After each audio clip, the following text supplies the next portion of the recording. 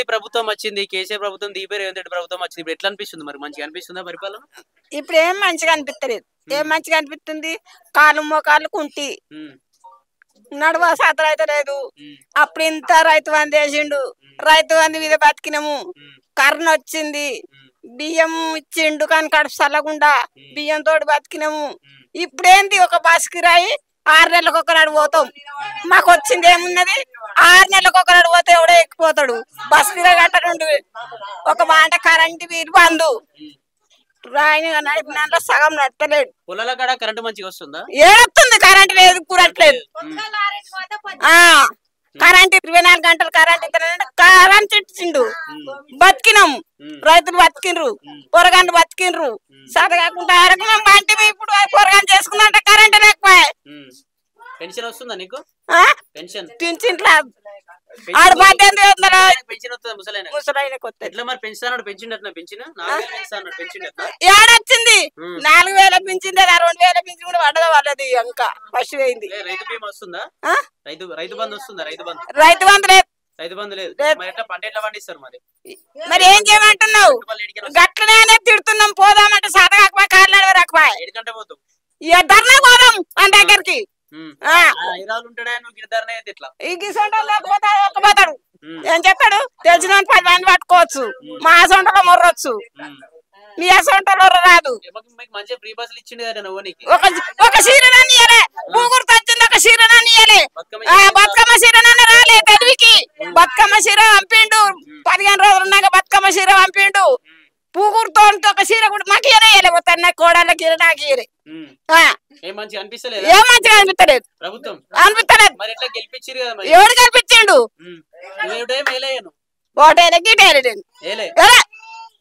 రైతు బంధే ఇస్తా గానీ మనం అంటే రైతు భరోసా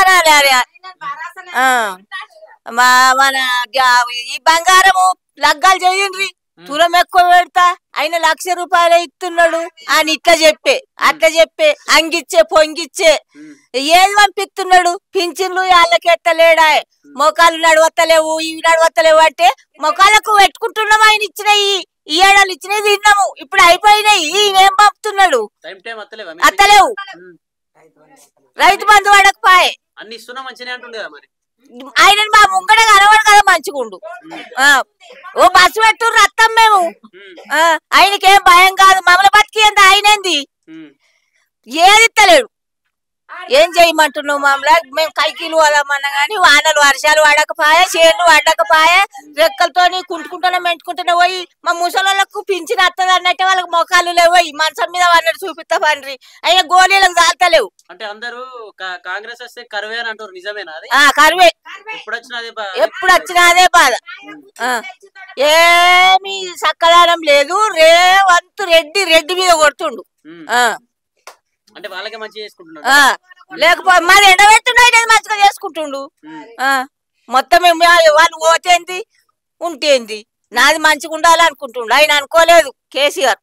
అందరు మంచిగా చూసుకున్నాడు. అక్కలను చెల్లెళ్ళను అమ్మకు తాతకు 2,500 ఇస్తా, అందరికి ఇచ్చి తోల్తా. రేవంత్ రెడ్డి అధికారంలో రాగానే అన్ని పెంచేస్తా ఇట్లా ఇక జై కొట్టి చెయ్యి పెట్టిండు. ఇప్పుడు ఏది లేదు, కిందనే పట్టుంది చెయ్యి రేవంత్ రెడ్డిది. ఇప్పుడు మాకు ఆయాసం కడుపులో మంట మండి అంటున్నాము.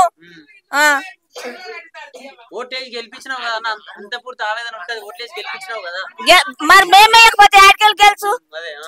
మరి నువ్వు పిల్లలకు లగ్గమైన వాళ్ళకు 1,00,000 రూపాయలు తులం బంగారం అన్నావు. ఏది ఇది వరకు నీ తెలివికి ఎవరికన్నా గిట్ల గిది పంపినా గిది చేసినా అనేది ఉన్నదా? రేవంత్ రెడ్డిది ముఖం ఏడంగా చూస్తున్నావా? నేను చూస్తున్నావా? కనబడుతున్నావా? మాకు పైసలు కనబడతలేవు, నువ్వు కనబడతలేవు. రైతు వాట్లకు బోన్స్ ఇస్తానన్నాడు, ఆ బోన్స్ లేదు, పోతలేదు. 4,000 పింఛన్ ఇస్తా, 4,000 పదాలు. ఇంకా పదాలు రాటు పోని కానీ 10 పైసలు అన్న గతి లేవు. ఏం వస్తలేవు. ఆయన నుంచి ఏది కాదు. కేసీఆర్ రప్పించుకోవాలి మనం. మళ్ళా